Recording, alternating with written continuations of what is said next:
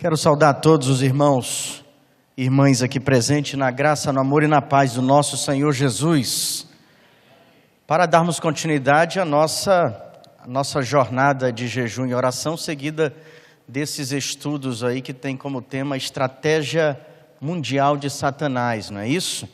E a princípio eu não sei se deve ser esse o sentimento, mas não deve passar pela nossa cabeça de ter medo de temas como esse, né? Mas pelo contrário, a ideia é nós passarmos aqui por um momento de aprendizado e, como foi orado há pouco, criarmos estratégias de defesa e de ataque contra essas estratégias malignas que estão aí pelo mundo em que nós vivemos, né? A gente não pode temer, né? A gente precisa conhecer e se preparar e se fortalecer no Senhor, né?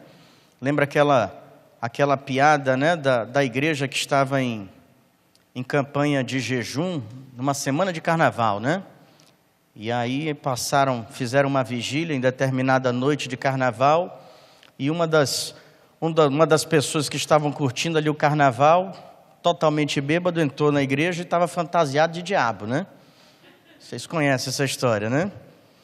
E aí o cara com os chifrinhos, o rabo, tudo lá, né? Entrou e sentou no primeiro banco, na hora que estava todo mundo ajoelhado, orando, de olhos fechados, e nisso tem uma irmãzinha da igreja, uma das mais velhas, sentada no primeiro banco. A mulher abre o olho, vê aquele homem vestido daquela maneira, ela começa a orar mais forte, se tremendo, e se tremia toda na cadeira, e aí termina aquele momento de oração. Quando toda a igreja abre os olhos, ela vira para o homem fantasiado de diabo ao lado e disse: olha, aqui todo mundo fala mal de você, menos eu, viu? Então, não quero problemas. Estava com medo terrível, né? Mas falar sobre a estratégia mundial de Satanás não é para termos medo, mas para nos fortalecermos, né, com base na palavra de Deus. E é sobre isso que a gente vai falar nessa noite, dar continuidade nessa noite, sobre essa estratégia mundial de Satanás. O que foi divulgado, né, nos cartazes aí fora tratava o projeto de Deus frustrado pela desobediência e rebelião. Dentro dessa perspectiva, nós vamos falar sobre o mundo sob o poder do maligno. Cabe aqui uma colocação rápida sobre esse termo, o projeto de Deus frustrado pela desobediência e rebelião. Na realidade, a gente precisa reportar a Gênesis capítulo 3, onde tem o relato da queda, né, do ser humano, né? A humanidade começa o ponto de partida do pecado no seio da humanidade. Na realidade, eu fico imaginando aqui, você pode criar essa imagem na sua mente, quando Adão e Eva são expulsos ali do paraíso por causa do pecado, da desobediência, da rebeldia para com Deus, quando são expulsos daquele lugar que foi criado para eles e para toda a humanidade, onde seriam imortais, onde não passariam por muitas dessas experiências humanas que nós passamos hoje e a humanidade tem passado. Eu fico imaginando que uma vez expulsos daquele jardim, e a Bíblia relata que Deus colocou ali um anjo com uma espada de fogo para que jamais nenhum ser humano adentrasse naquele lugar. Eu fico imaginando aquela caminhada de Adão e Eva já expulsos do paraíso, e de repente eles dão uma paradinha e olham para trás e veem que aquele lugar que um dia foi preparado para eles, eles nunca mais poderiam ter acesso, bem como todos os benefícios de uma humanidade sem pecado. Eles não teriam mais como usufruir disso, não teriam mais como experimentar disso. E eu pergunto, quem ficou frustrado, foi Deus ou foi Adão e Eva? Foi Adão e Eva, né? A maior frustração é do ser humano. A maior frustração é de uma humanidade que sofre as consequências do pecado, que pecou, que peca e que continuará pecando. E em virtude disso sofrerá todas as consequências do pecado. Mas como eu falei, nós reportamos a Gênesis 3, esse dia fatídico. Eu digo que é o dia mais fatídico, o dia mais lamentável da história da humanidade. Foi o dia em que o ser humano caiu em pecado. O dia em que Eva compartilhou com Adão ali do fruto proibido, e desde aquele dia a história da humanidade teve uma guinada terrível, né? Terrível seria esse mesmo termo, né? Pelo fato do pecado agora fazer parte da história da humanidade. Mas eu quero abordar um texto com os irmãos, que está lá em 1 João capítulo 5, versículo 19. O primeiro seria Gênesis 3, que é bem conhecido por nós, que é o relato da queda do ser humano, é a entrada do pecado no seio da humanidade. E dentro dessa perspectiva que nós apresentamos de um mundo sob o poder do maligno, eu quero ler com vocês essa passagem de 1 João 5,19. E nela eu quero fazer algumas considerações com vocês aqui nessa noite. Diz assim esse texto bíblico, 1 João 5,19. Sabemos que somos de Deus e que o mundo todo está sob o poder do maligno. É um versículo conhecido por muitos, um versículo pequeno, relativamente pequeno, mas de grandes mensagens para nós hoje aqui. Diz assim: sabemos que somos de Deus e que o mundo todo está sob o poder do maligno. Eu quero fazer algumas inversões nesse versículo para a gente alcançar os nossos objetivos nessa noite. O primeiro deles é falar sobre esse mundo. Se você gosta de grifar sua Bíblia, eu orientaria você a fazer um círculo na palavra mundo. A Bíblia diz: sabemos que somos de Deus e que o mundo todo está sob o poder do maligno. Consideremos primeiramente o mundo mencionado nesse versículo da primeira carta de João. A que mundo a Bíblia está se referindo aqui nesse momento? A Bíblia fala sobre, digamos assim, há várias citações ou então diferentes significados da palavra mundo, principalmente no Novo Testamento. Você quer só acompanhar comigo? Quando você vê, por exemplo, lá em Atos capítulo 17, nós vemos ali Paulo fazendo aquele famoso discurso em Atenas. Ele chega naquela cidade, uma cidade totalmente politeísta, onde muitos deuses eram adorados, e lá tem um cantinho reservado para o Deus desconhecido. E Paulo vê ali uma oportunidade de pregar para aquela cidade e falar de um Deus que ele já conhecia para um povo que o desconhecia. E no meio da sua mensagem, lá em Atos capítulo 17, ele vai fazer citação a Deus como sendo o Deus que fez o mundo e tudo que nele existe. Esse Deus que fez o mundo, que Paulo se referia, que mundo era esse? Era um mundo físico. O globo terrestre, digamos assim, uma questão geográfica. Paulo estava dizendo, olha, o mundo, os arredores do universo, as várias localizações do planeta, a questão geográfica, todo esse mundo físico, Paulo dizia, foi Deus quem fez. Mundo físico, esse é um dos significados que aparece a palavra mundo no Novo Testamento. Mas não para por aí. Nós vemos também uma outra espécie de mundo, como por exemplo, eu posso citar aqui, um versículo aqui que com certeza todos aqui presentes sabem. João 3,16. O que diz lá? Porque Deus amou o quê? O mundo. De tal maneira que deu seu único filho. Muito bem. Esse mundo é o mesmo que Paulo pregava, usou o termo que ele usou para pregar em Atenas? Não. Quando Paulo disse Deus criou o mundo e tudo que nele está falando do mundo físico. Quando Jesus, em João 3,16, está falando sobre porque Deus amou o mundo, ele está falando agora sobre o mundo de seres humanos. O mundo humano, um mundo formado por pessoas, por mim, por você, por todos os 7 bilhões de habitantes que existem hoje na Terra. Esse é um dos outros significados da palavra mundo no Novo Testamento. E nós podemos andar mais um pouquinho, e nós vamos ver, por exemplo, a passagem que nós lemos há pouco, 1 João 5,19, por sinal esse termo vai ser repetido várias vezes nessa mesma carta de João, quando lemos, sabemos que somos de Deus e que o mundo está sob o poder do maligno.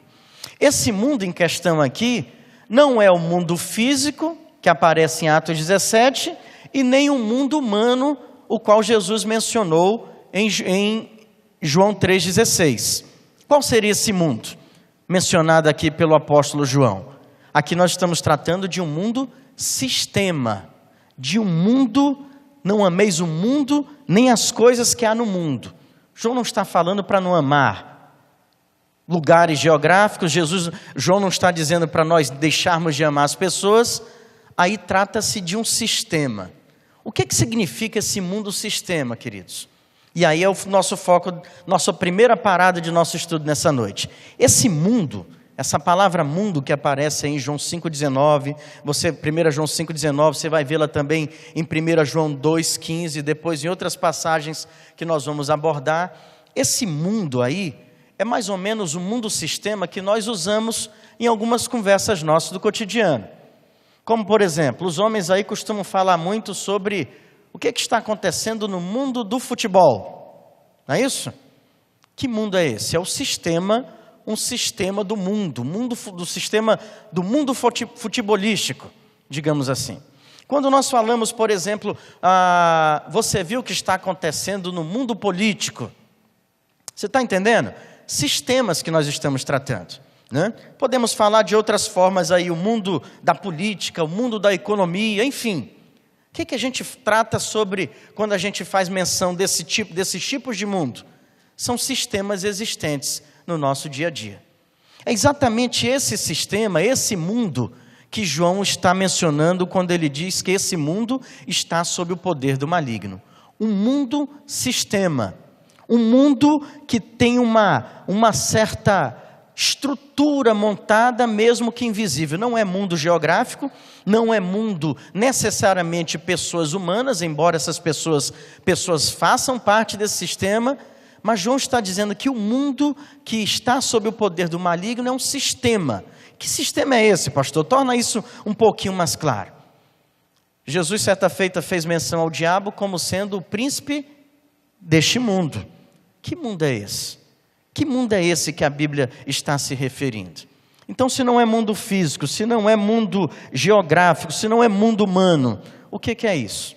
Então, quando a palavra de Deus no Novo Testamento fala sobre esse mundo sistema, e entendam bem isso aí, que isso vai fazer valer todo o restante das nossas considerações, nada mais se trata do que a organização, a condução, um sistema criado por Satanás, que é caracterizado por indiferença, por rejeição e por rebeldia à vontade de Deus, à obra de Cristo e tudo que se refere à palavra de Deus. Esse é o mundo em questão aqui. Quando o apóstolo João escreve na sua carta que o mundo está sob o poder do maligno, ele está falando de um sistema caracterizado por oposição à palavra de Deus, ao reino de Deus, à vontade de Deus. Ou seja, um mundo caracterizado por rebeldia, um mundo caracterizado por valores, por um estilo, por uma forma de vida que vai estar sempre se opondo à vontade de Deus e ao seu reino. É esse o mundo que está sendo tratado aí. É esse mundo que o apóstolo João diz, esse sistema de valores está sob o poder do maligno. Agora é claro, esse sistema de valores, esse modelo de vida caracterizado por rebeldia, por rejeição a Deus, a sua vontade, a desobediência ao Senhor, esse reino é composto por quem? Por pessoas. Quem são essas pessoas? São os salvos em Cristo? São os regenerados? Não. Mas tem um grupo de pessoas que fazem parte, que são exatamente os que ainda não foram salvos pela graça do nosso Senhor Jesus Cristo. São aqueles que ainda não foram regenerados, aqueles que não nasceram de novo. Esses são automaticamente, podemos dizer assim, incluídos como participantes deste mundo, desse sistema de valores, com as suas falsas maneiras de viver, com a sua conduta diária de rebeldia, de oposição a Deus, que nada mais é característico de um ser humano que não tem Jesus no coração ainda, né? Esse é o sistema, esse sistema é o mundo que a Bíblia diz que jaz no maligno, ou como nós lemos na nossa versão aí, é o mundo que está sob esse poder do maligno. O que a gente pode acrescentar nisso aí, sobre esse mundo? Pastor, e qual é a nossa posição diante desse mundo? Jesus Cristo foi bem claro, né? Lá em João 15 ele vai falar, né? Vocês estão no mundo, mas não fazem parte desse mundo, né? Nós estamos no mundo, mas não somos deste mundo. Jesus estava se referindo a esse sistema de valores. Os salvos em Cristo vivem nesse mundo, mas não fazem parte desse mundo, desse sistema de valores, dessa conduta de oposição a Deus, né? Eu gosto aí, para uma ilustração que eu aprendi, que fica claro aqui, eu vou reportar agora aos meus conterrâneos ribeirinhos, né? Que utilizam a canoa, né, como seu meio de transporte, né? O ribeirinho está ali dentro de uma canoa, se locomove naquela canoa, está num rio sob águas, mas essa água está dentro da canoa? Não. Ele está no meio de rio, cheio de águas, mas a água não está nele, digamos assim. Foi exatamente isso que Jesus quis dizer para os salvos. Vocês estão no mundo, mas não fazem parte desse mundo, né? Nós atravessamos por ele, mas não mergulhamos nas águas desse sistema. Nós estamos acima delas, né? Os salvos em Cristo estão nesse mundo, mas não fazem parte desse sistema de valores, dessa conduta, desse mundo que tem como príncipe Satanás. Quais são as nossas observações sobre esse mundo que jaz no maligno? Sobre esse mundo que está sob o poder do maligno? Isso eu creio que para nenhum de nós é muito difícil de ter uma compreensão exata. Se a gente observar, por exemplo, tanta malignidade no mundo, homens bombas que fazem um colete de dinamite no seu corpo, entram num determinado local e se explodem, levam consigo dezenas, centenas de pessoas, é malignidade no mundo, isso não é verdade? Quando você vê uma pessoa que entra numa boate, como aconteceu agora recentemente ali nos Estados Unidos, e mata 50 pessoas e fere outras 53, o que é isso? É um mundo regido pela malignidade. Quando você percebe o avanço e o surgimento de tantas outras novas doenças, muitas que ainda não se descobriu a cura, é o avanço da malignidade. Quando você percebe, isso aí está muito notório, principalmente para os brasileiros hoje, o surgimento de tantas crises nacionais e mundiais, onde muitas delas, qual é a origem dessas crises? Surge de grupos de homens corruptos, homens que desviam quantias gigantescas de dinheiro e que um dia a corda quebra. O que é isso, irmãos? O que está motivando, o que está no coração desses homens para tomar ações que depois vão ter desdobramentos inimagináveis? É a malignidade no mundo. Vamos adiantar um pouquinho mais. Crime organizado, tráfico de drogas, prostituição, impunidade. O que é isso, queridos? É o mundo que está sob o poder do maligno. É um sistema de valores que está caminhando sempre em oposição à vontade de Deus e ao seu reino. É um sistema de valores que caminha em meio às trevas. Esse mundo está sob o poder do maligno. Esse mundo é composto, como eu falei, de pessoas que não são salvas, as pessoas, assim como as pessoas regeneradas, as pessoas salvas em Cristo, são usadas por Deus para o avanço do seu reino na terra. As pessoas que fazem parte desse sistema, desse mundo que está sob o poder do maligno, também são usadas por ele, por Satanás, para avançar também na atividade das trevas, né? Então veja, essa é a malignidade presente em nosso mundo. A Bíblia vai falar em relação a esse mundo que jaz no maligno, na realidade uma certa alerta para os cristãos, para aqueles que não fazem parte desse mundo, como Jesus falou. Vocês estão no mundo, mas vocês não fazem parte desse mundo. Mas João, na sua carta, faz questão de deixar um alerta para os cristãos que não fazem parte desse mundo, mas para que tomem algumas precauções para que não sejam contaminados por esse mundo em trevas que está sob o poder do maligno. Um pouquinho antes dessa passagem que nós lemos, e na mesma carta, no capítulo 3, versículo 16, João fala o seguinte: pois tudo que há no mundo, qual é esse mundo? Esse mundo que está sob o poder do maligno, esse sistema de valores em oposição a Deus. Pois tudo que há no mundo, a cobiça da carne, a cobiça dos olhos e a ostentação dos bens, não provém do Pai, mas do mundo. João, no meio da sua consideração sobre esse mundo que está sob o poder do maligno, ele chama a atenção dos cristãos. Ele faz um alerta para a igreja, dizendo: olha, tem coisas nesse mundo que vão estar diante dos olhos de vocês e vocês precisam tomar alguns cuidados. A primeira dessas coisas, as versões mais antigas chamam de concupiscência da carne. A NVI traduziu como cobiça da carne, ou seja, um apetite carnal exagerado. João diz: opa, cuidado com esse mundo que está sob o poder do maligno, porque diante de vocês surgirá esse apetite carnal exagerado, essa cobiça da carne. O que isso envolve, queridos? Envolve desejos impuros, vícios, prazeres. Isso está ou não diante dos olhos de toda a humanidade, hoje e sempre teve? O apóstolo João diz, olha, isso faz parte desse mundo, é um dos componentes desse mundo. Tomem precauções quanto a isso. E a Bíblia nos dá essas orientações, né? A Bíblia diz que o Espírito de Deus vem habitar na vida daquele que foi salvo por Jesus, e agora o seu corpo se torna o quê?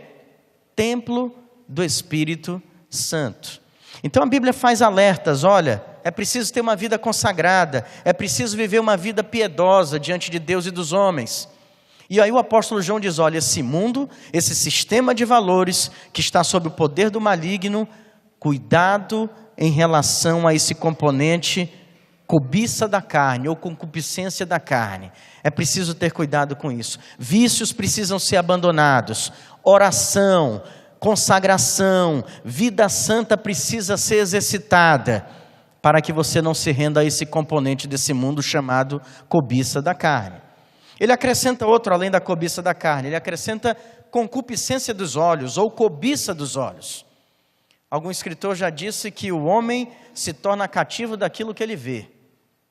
Talvez pensando, já imaginando isso, o apóstolo João alerta os cristãos, alerta os salvos em Cristo. Um outro componente desse mundo, sob o poder do maligno, chama-se cobiça dos olhos.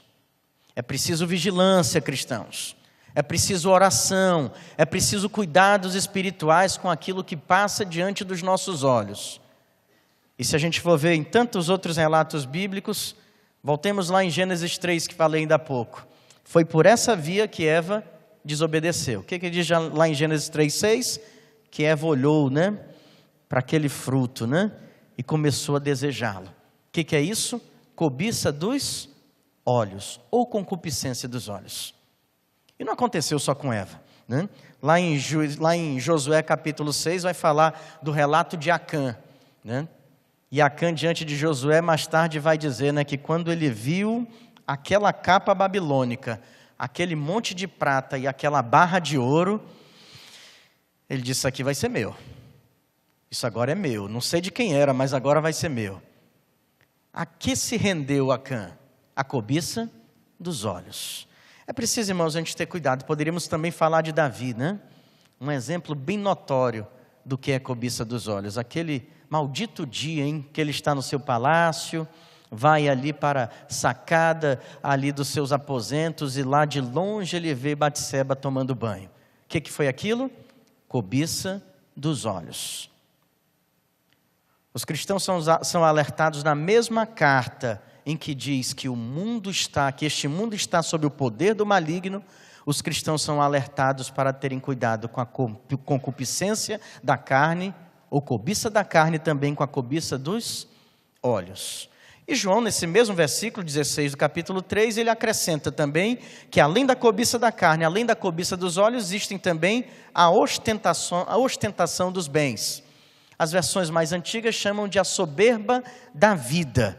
O que ele está querendo dizer aí?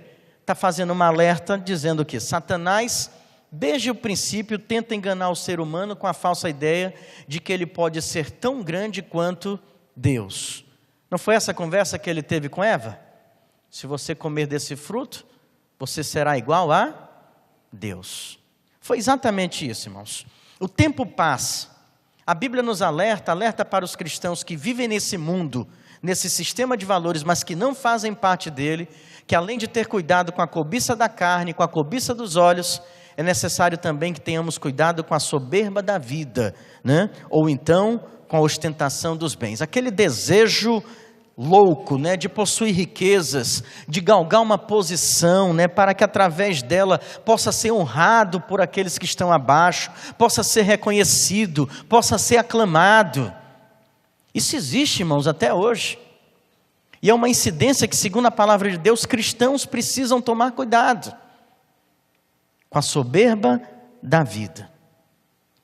Esse era o papo de Satanás com Eva. Essa é uma das tentações dele até hoje diante dos cristãos.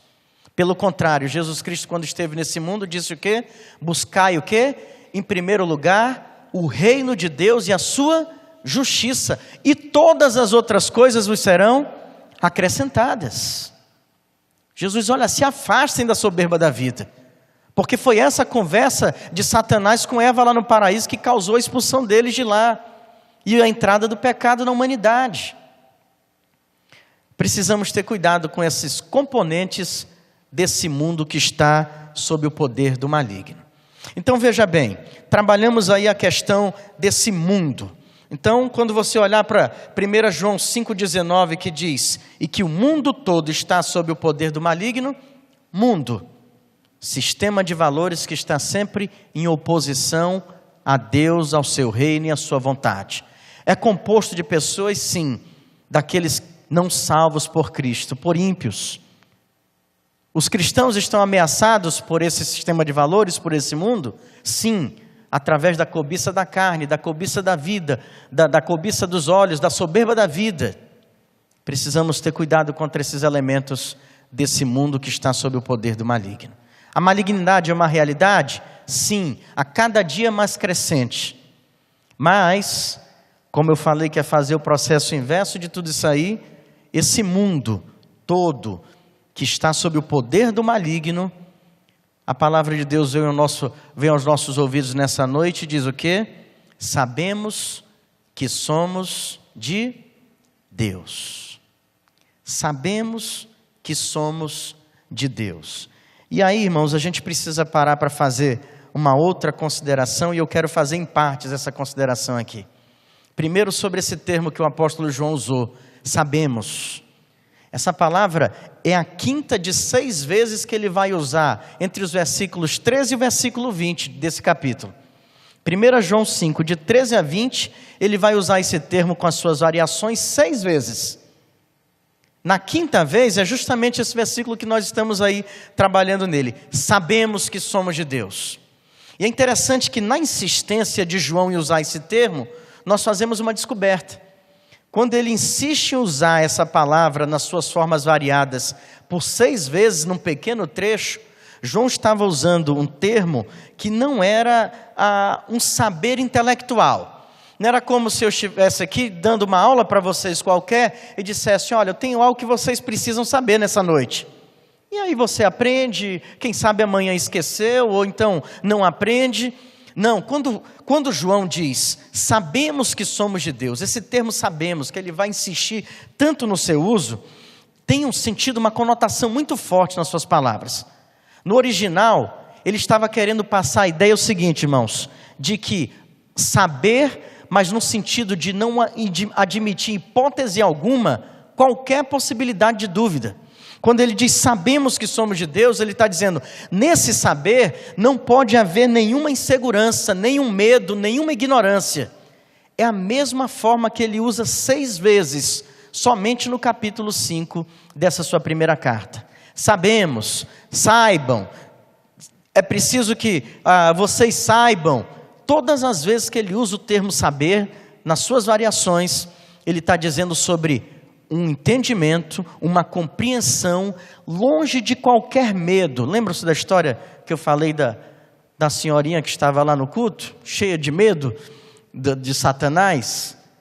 João está dizendo, quando ele fala, sabemos que somos de Deus, ele está dizendo que o cristão tem que ter uma convicção tão profunda quanto a isso, que ao ter essa convicção, nenhuma obra do maligno nesse mundo que está sob o poder dele, nenhuma atividade diabólica, nenhuma ação inimiga, nada, absolutamente nada pode nos trazer insegurança, medo, desconforto ou qualquer tipo de preocupação com esse mundo que está sob o poder do maligno, irmãos. Sabemos que somos de Deus.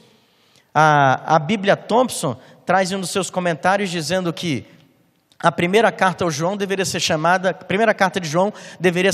de a carta das certezas. E uma das certezas que João tenta transmitir, inspirado pelo Espírito Santo para a igreja, é essa: tenham essa plena convicção de que aqueles que são de Deus não têm que temer nada, não precisam ter nenhuma dúvida, não precisam sofrer de nenhum tipo de ignorância em relação a esse mundo que está sob o poder do maligno. Nada. É uma convicção plena, irmãos, é uma certeza profunda que João nos transmite aqui. Sabemos que somos de Deus. João está dizendo para a igreja: nós não estamos perdidos, nós não precisamos viver confusos, nós sabemos quem somos, nós sabemos onde estamos e nós sabemos para onde vamos. E portanto nós não precisamos ter medo disso, nós não precisamos ter medo desse mundo que está sob o poder do maligno, porque nós somos de Deus, irmãos. É isso que tem que trazer paz ao coração do cristão.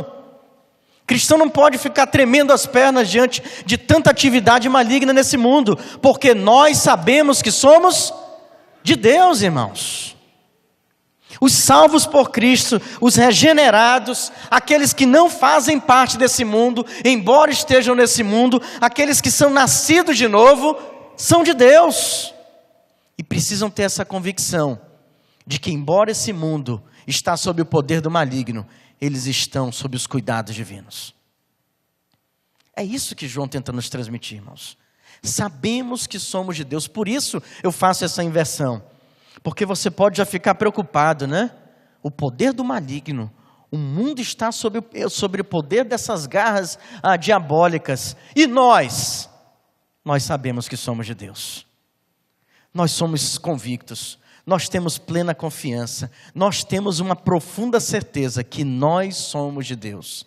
Essa mesma expressão João vai usar no capítulo 4, versículo 4, dessa mesma carta, quando ele diz: filhinhos, vocês são de Deus e os venceram, porque aquele que está em vocês é maior que aquele que está no mundo. Que mundo é esse?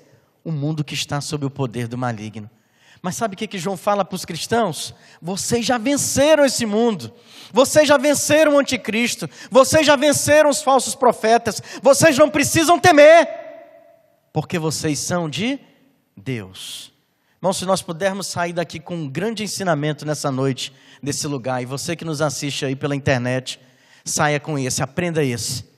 O cristão, o que nasceu de novo, o regenerado por Jesus Cristo, é de Deus e precisa ter a plena convicção que embora o mundo está sob o poder do maligno, nós estamos totalmente fora do alcance dessas forças, porque nós somos de Deus, irmãos. Nós somos de Deus, somos livres do poder do maligno. Agora observe só, né? Vamos voltar nosso olhar para esse mundo que está sob o poder do maligno, que tem bilhões de pessoas espalhadas pela face da terra, que fazem parte desse sistema de valores, dessa conduta de vida em oposição a Deus e ao seu reino. Homens poderosos, gente famosa, grandes personalidades, mas que sem Deus no coração estão totalmente escravizadas e subjugadas por esse mundo. Mas nós somos de Deus, irmãos. Nós somos de Deus. Você pode não ser famoso, talvez a pessoa que está do seu lado não saiba o seu nome, talvez nunca tenha te visto, está te observando agora, mas você pode estar com uma plena convicção no seu coração agora aí na sua mente: eu sou de Deus, embora esse mundo esteja sob o poder do maligno. Eu tenho essa plena certeza, eu fui salvo por Cristo, o meu corpo é o templo do Espírito Santo, eu sou de Deus, eu já venci esse mundo pelo poder de Jesus Cristo. Isso é magnífico, irmãos. Isso é totalmente a grande garantia que nós temos diante dessa afirmação de João. Nós temos espiritualmente, e seria esse mesmo termo, somos espiritualmente assegurados dessa verdade. Embora vivamos num mundo que está sob o poder do maligno, nós não fazemos parte desse mundo, e melhor que isso, nós somos de Deus. Nós sabemos que somos, nós sabemos que não estamos nas garras de Satanás, que não estamos sobre o domínio de suas obras malignas, nem sobre o poder do diabo sobre as nossas vidas, porque nós somos de Deus. E aí isso te dá segurança para viver num mundo tão esquisito, um mundo tão temeroso, mas amanhã, quando você se levantar da sua cama e dizer: eu vou ter que encarar esse mundo que está sob o poder do maligno, você vai falar para si mesmo, diante de Deus: Senhor, esse mundo está sob o poder do maligno, mas eu sei, Senhor, que eu sou de Deus.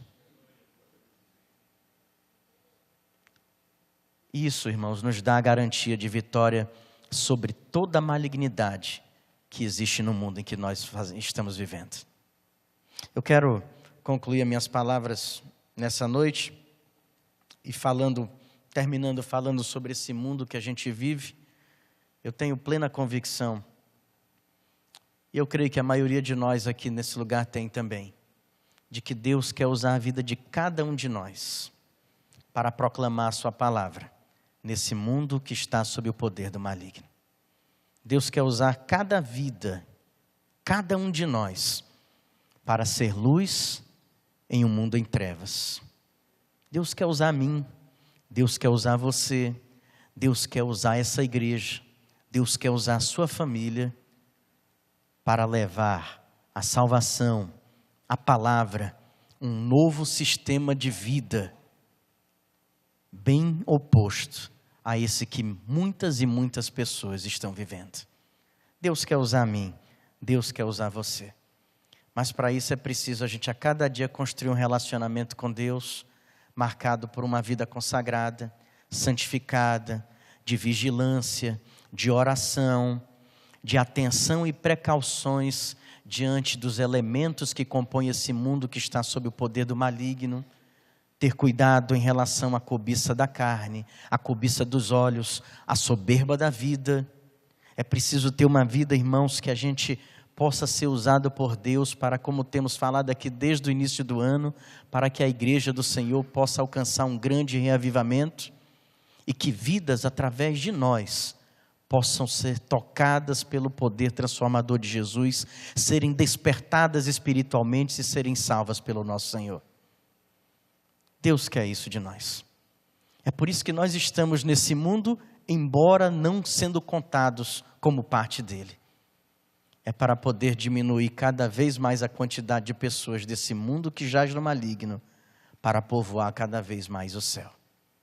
E eu concluo as palavras, não com João, mas com o apóstolo Paulo, que dizia em Romanos 12:2 o seguinte: não se amoldem ao padrão deste mundo. O mundo é o que nós acabamos de aprender.